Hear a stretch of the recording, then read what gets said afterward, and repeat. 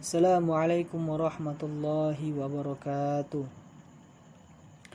Alhamdulillah, puji syukur kita panjatkan kehadirat Allah Subhanahu wa taala, di mana pada kesempatan ini Allah Subhanahu wa taala masih saja menitipkan nikmat kesehatan, nikmat kesempatan kepada kita sehingga kita dapat melangsungkan perkuliahan kita di tengah-tengah pandemi saat ini.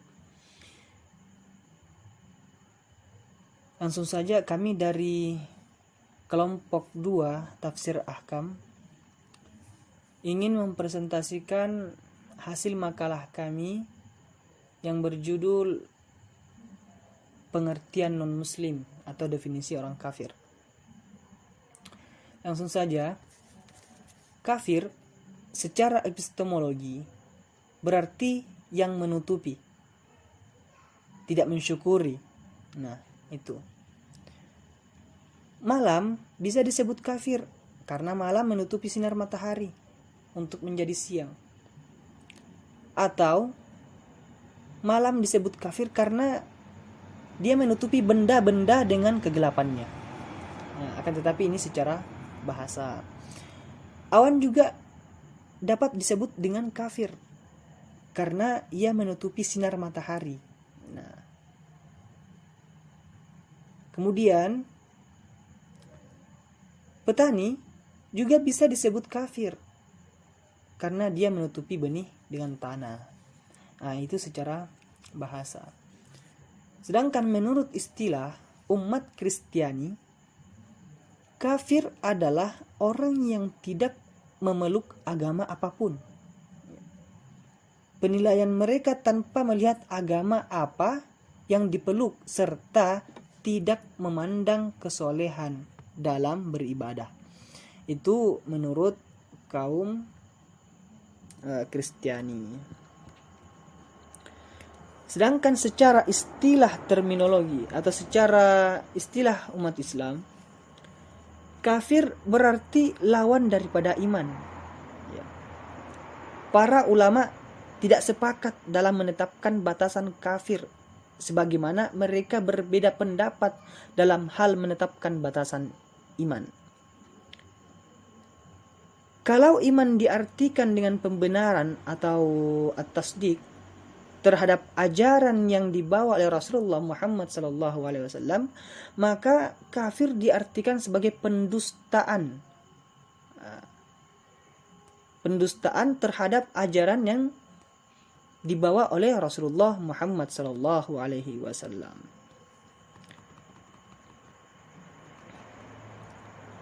Menjadi sesuatu yang wajar, munculnya berbagai mazhab keagamaan akan mempengaruhi produk dari mazhab tersebut, termasuk di dalamnya tafsir Al-Quran.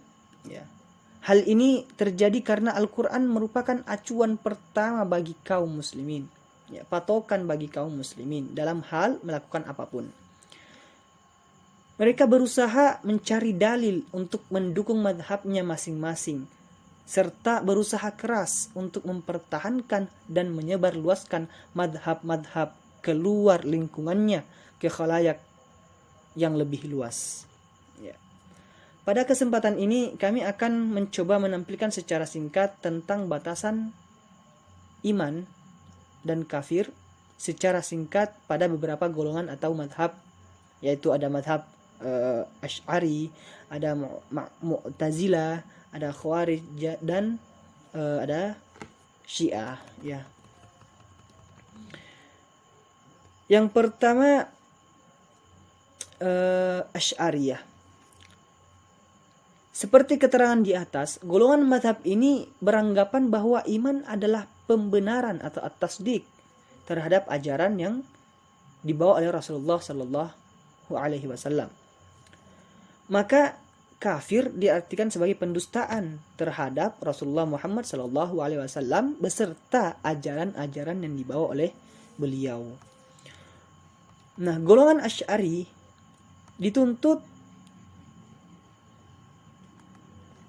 untuk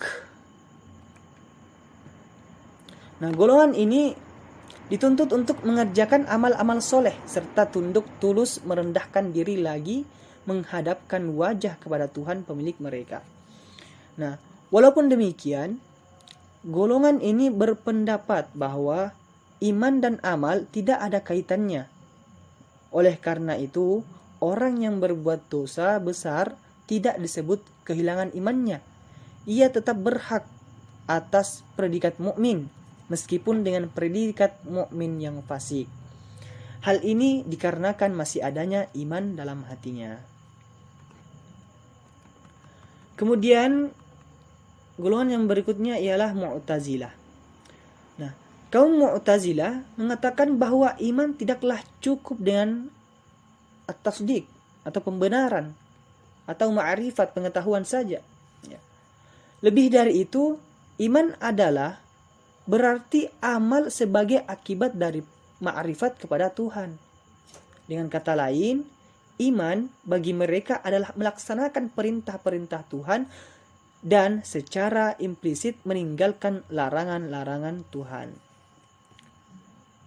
Kalau iman berarti amal atau melaksanakan perintah Tuhan, maka secara logis, kafir adalah berarti meninggalkan amal atau perintah-perintah Tuhan atau melanggar larangan Tuhan. Akan tetapi, golongan Mu'tazilah tidak berpendapat bahwa orang yang meninggalkan perintah atau melakukan larangan, khususnya yang berakibat dosa besar, tidak disebut kafir dan juga tidak disebut mukmin, tetapi fasik. Dan diyakini orang-orang fasik tersebut setelah yaumul hisab akan dimasukkan di sebuah tempat yang disebut dengan al-manzilah bainal manzilatain. Nah, itu pendapat Mu'tazilah. Kemudian ada Khawarij. Nah, kelompok Khawarij mempunyai ajaran prinsipal mengenai kepemimpinan umat khalifah. Khalifah harus dipilih secara bebas dari kalangan kaum muslimin. Khalifah tidak harus dari golongan Quraisy. Dia boleh dari golongan manapun. Bahkan budak berkulit hitam diperbolehkan menduduki jabatan khalifah. Dia diwajibkan tunduk atas perintah Allah. Bila tidak, dia harus diturunkan dari jabatannya. Kelompok ini beranggapan bahwa iman adalah melaksanakan perintah-perintah Tuhan dan meninggalkan dosa-dosa besar. Dengan demikian, kafir bagi mereka adalah berarti meninggalkan perintah-perintah Tuhan atau melakukan dosa-dosa besar.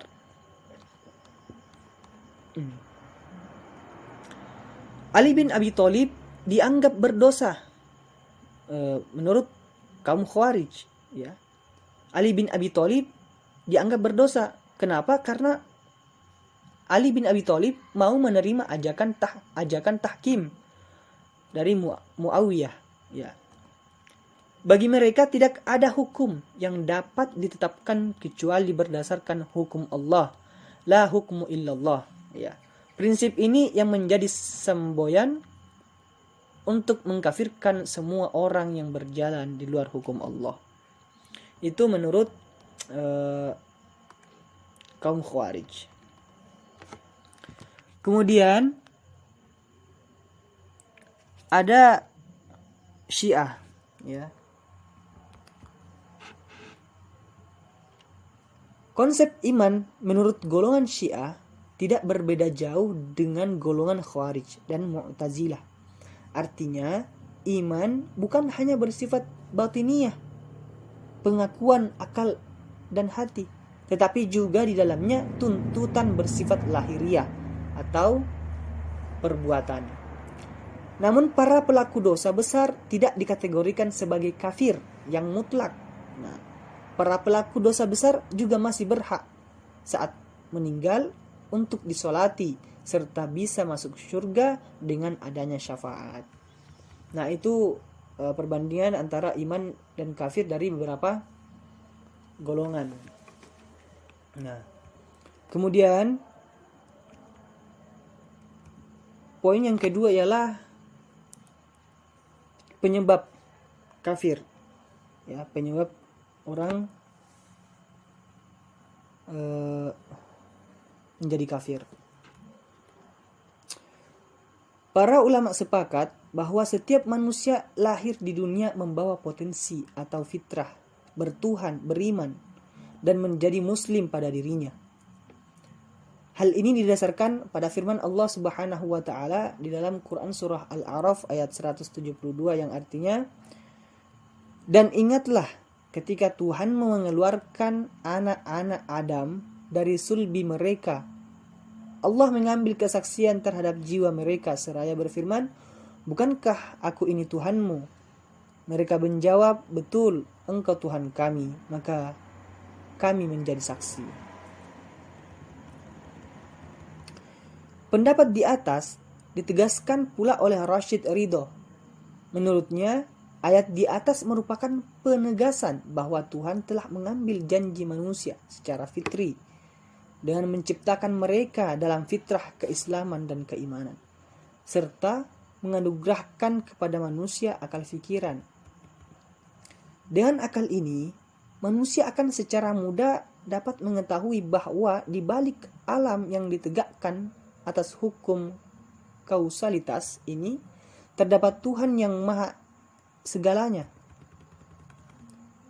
Selain itu, ada ayat lain yang secara implisit mendukung tentang fitrah manusia juga terdapat di surah Yunus ayat 12, surah Ar-Rum ayat 33, surah Luqman ayat 32, dan surah Az-Zumar ayat 8 dan 49.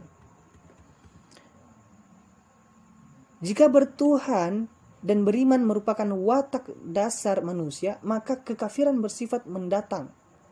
Ya, maksudnya ketika manusia dilahirkan, baik itu seumpama orang Kristen yang melahirkan, sebenarnya pada awalnya anaknya ini fitrah suci, ya. Akan tetapi yang membuat dia masuk ke dalam Kristen atau Yahudi itu adalah orang tuanya sendiri. Kalau kafir bersifat mendatang bukan watak asli manusia, maka ada faktor-faktor yang menyebabkan timbulnya kekafiran. Di antaranya yang dapat menimbulkan kekafiran ialah kepicikan dan kebodohan, kesombongan, keangkuhan, keputusasaan dalam hidup, kesuksesan, dan kesenangan dalam dunia.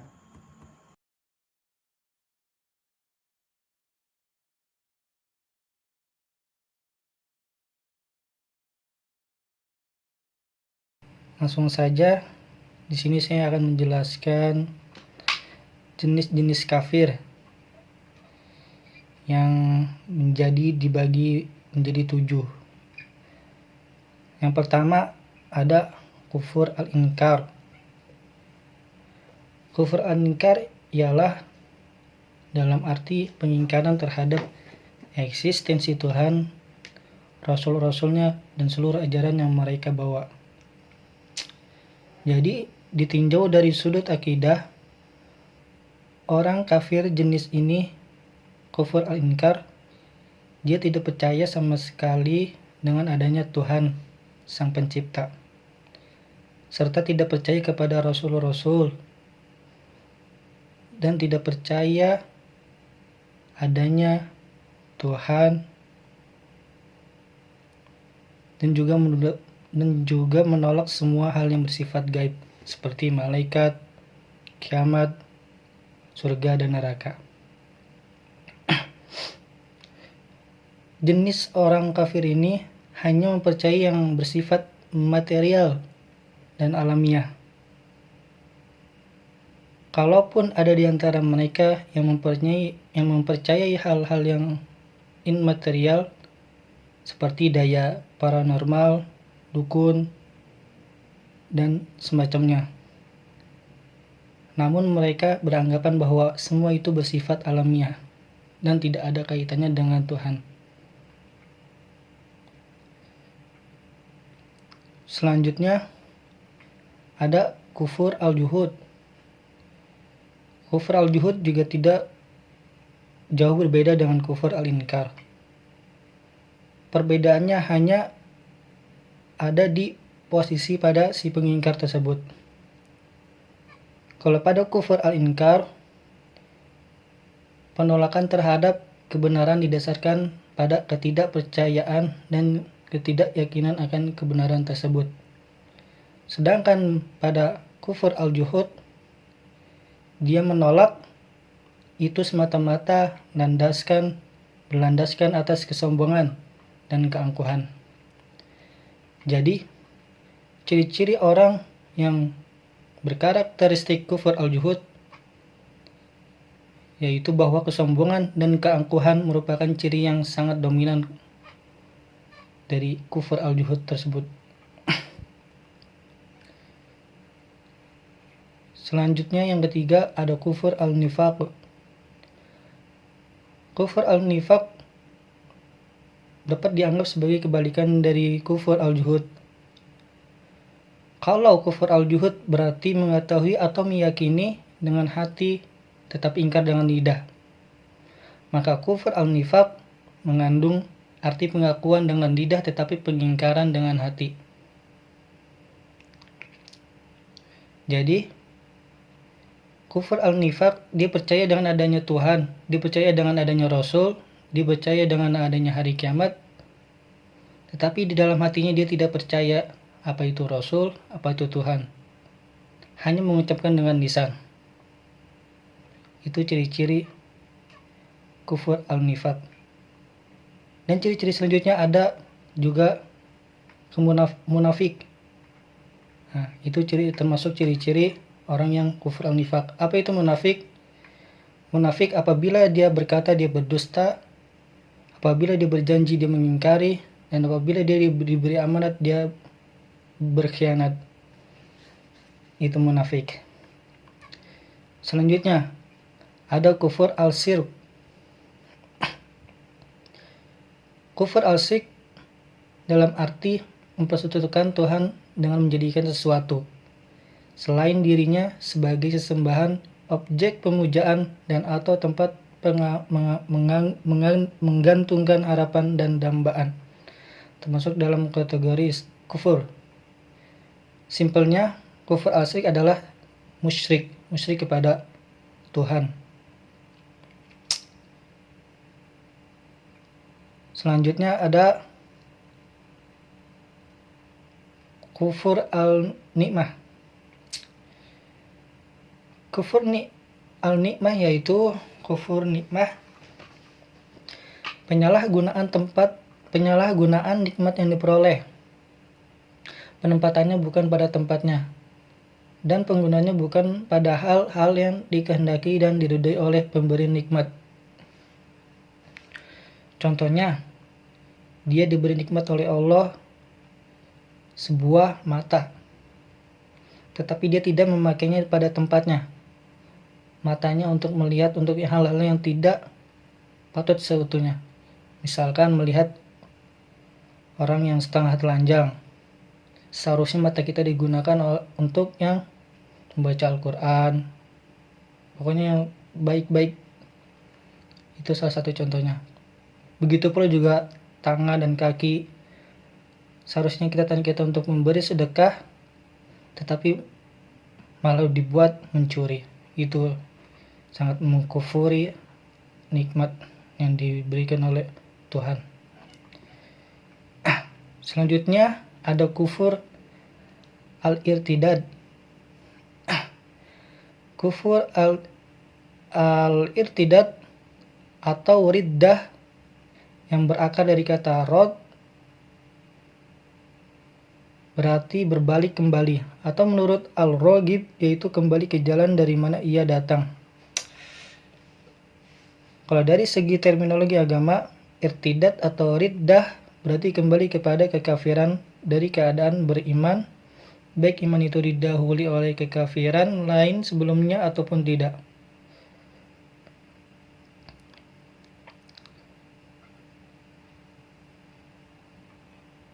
Kekafiran jenis ini cukup menonjol dalam kehidupan masyarakat, khususnya modern, yaitu mereka yang berlatar belakang perkawinan beda agama.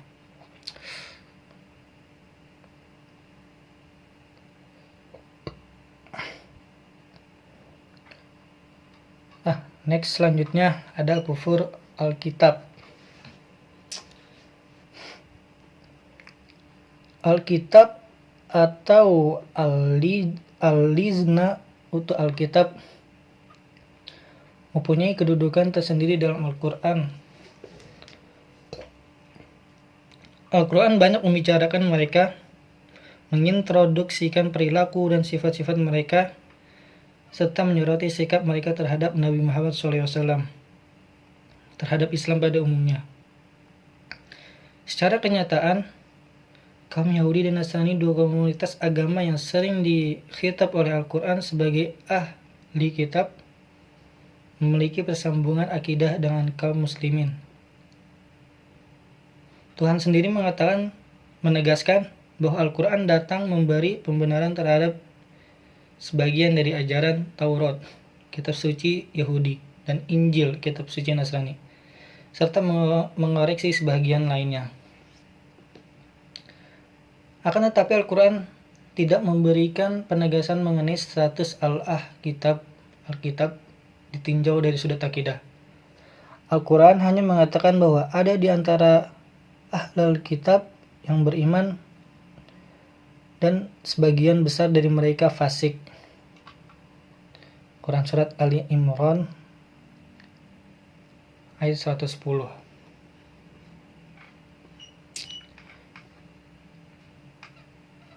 Selanjutnya kita masuk cara bertaubat dari kekafiran.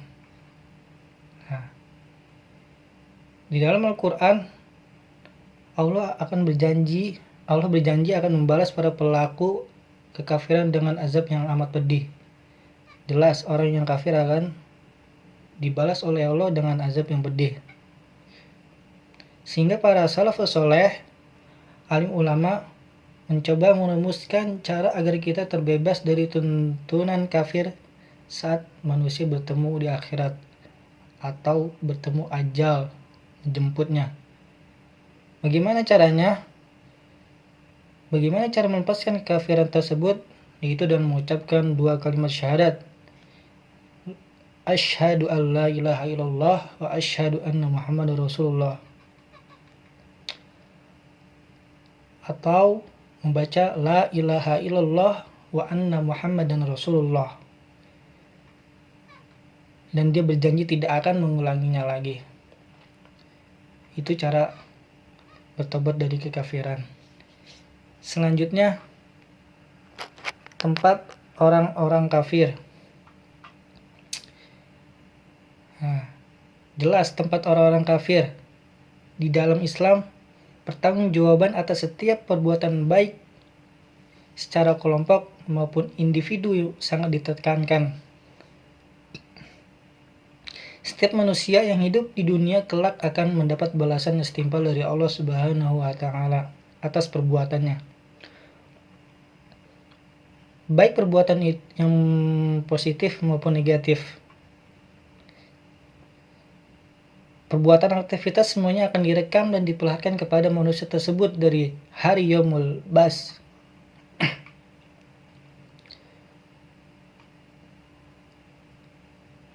Dari Al-Quran, di Al-Quran dan hadis-hadis Nabi banyak yang menyinggung balasan-balasan bagi orang-orang yang berbuat soleh juga berbuat kafir.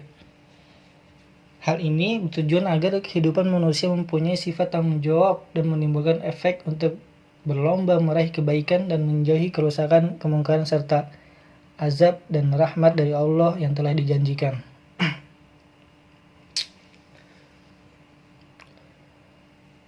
Orang-orang kafir yang telah berbuat lalai akan menerima ganjaran-ganjaran buruk dari apa yang telah diperbuatnya.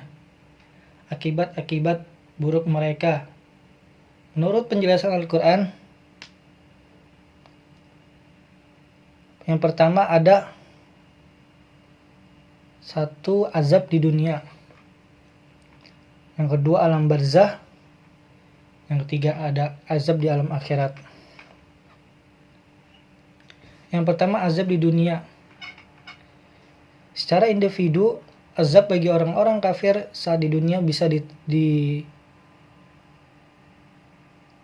dijawantahkan dalam berbagai bentuk.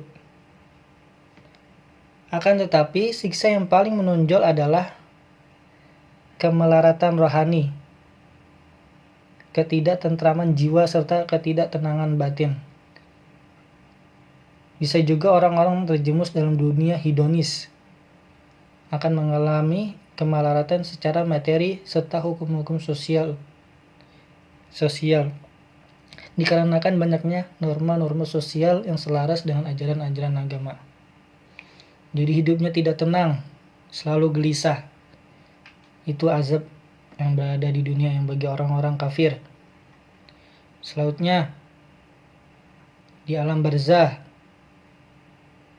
Di alam barzah,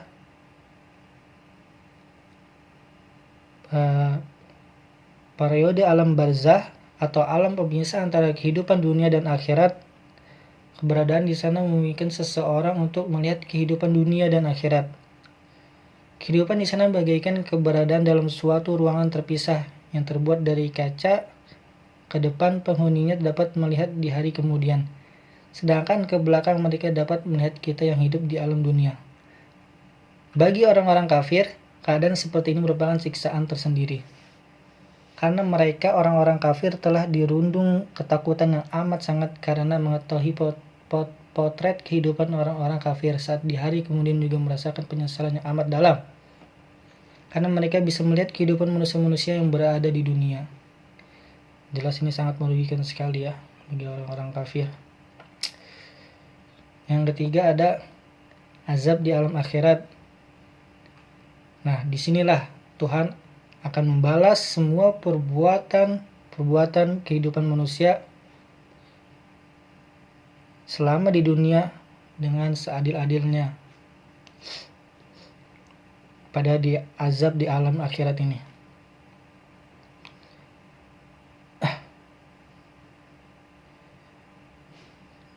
Lalu azab di alam akhirat bagi orang kafir ialah siksa neraka, digambarkan begitu dahsyat dan mengerikan bagi orang-orang kafir. Bagaikan yaitu apinya menyala-nyala membakar sampai ke jantung dan ubun-ubun kepala. Membakar semua yang menghidupkannya, membakar semua yang masuk ke dalamnya termasuk ruh manusia sampai hancur binasa. Kemudian menghidupkannya lalu membakarnya lagi, dan terus berulang-ulang sampai terus-menerus. Begitulah beratnya siksa neraka di dalam akhirat. Sehingga Tuhan menggambarkan manusia di dalamnya sebagai tidak hidup dan tidak mati. Dalam hadis Nabi juga dijumpai bahwa azab yang paling ringan di neraka mampu mendidihkan atau mengeluarkan cairan-cairan yang ada di kepala melalui lubang-lubang kepala. Sungguh sangat mengerikan sekali.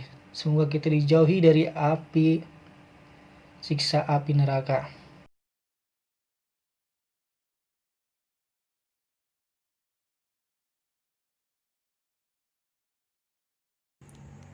Yang terakhir sebagai kesimpulan, ada beberapa kesimpulan dari pemaparan dan penjelasan kami tentang kafir dalam Al-Quran. Nah, menurut Profesor Quraish Shihab, menurut Profesor Quraish Shihab, dalam penafsiran atas ayat-ayat kafir, beliau mengemukakan bahwa dalam Al-Quran makna kafir tidak hanya mengingkari Tuhan. Beliau menyebutkan ada 5 makna kafir. Yang pertama ada kafir ingkar, yakni tidak mengakui wujud Allah. Kemudian yang kedua ada kafir juhud, yang menolak kebenaran Tuhan. Yang ketiga ada kafir nikmat, yakni orang yang tidak mensyukuri karunia Allah. Kemudian yang keempat ada kafir karena meninggalkan atau tidak mengerjakan tuntunan agama, akan tetapi tetap mempercaya dan meyakini. Kemudian yang kelima ada kafir baro'ah, yang berarti tidak merestui dan berlepas diri dari tanggung jawab. Mungkin cukup sekian dari pemaparan makalah kami. Lebih dan kurangnya mohon dimaafkan. Wallahu muwaffiq ila aqwamit thoriq. Wassalamualaikum warahmatullahi wabarakatuh.